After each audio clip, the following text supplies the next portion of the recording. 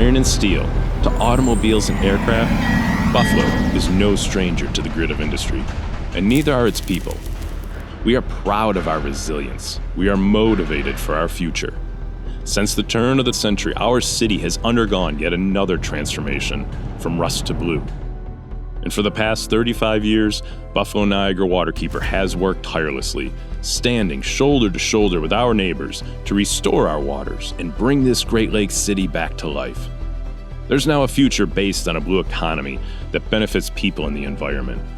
There's more to do, but the results are there. Tourism, development, access. This is the rebirth for the City of Light. We've put in the work. Now it's time to begin a renaissance along the Buffalo River and its gateway to the Great Lakes. New York is a Great Lakes state, and Buffalo is at the heart.